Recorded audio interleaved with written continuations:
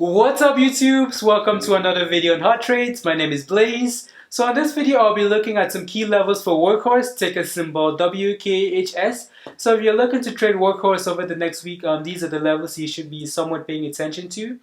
So workhorse had a really good week. They closed up about 11%. And year to date, it's done quite well as well. It's up about 532% year to date, so they've been doing okay.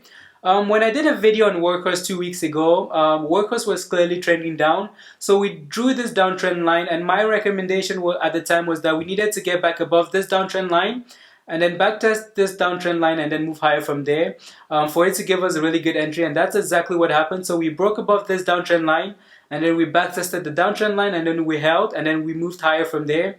So that was a really good recommendation. I wish I took that recommendation for myself as well. That would have been some really good profit for myself as well.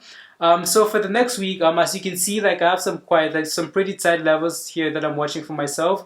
So we pretty much need to open up on Monday and move higher in order to hold this level. So the level I'm watching for Monday is, we need to hold this uptrend line, and then I'm also watching this Fib retracement level here at 1920. So we pretty much need to open up on Monday and move higher from there. And then if we do break back below this level, the level I'm watching for support is this 1672 level.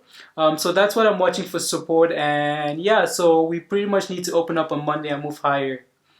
That's it for this video, guys. Thank you for watching. If you enjoyed the content, please don't forget to hit the like button and subscribe. If you have any questions about anything, drop it in the comment section and I'll do my best to get to you. Thank you.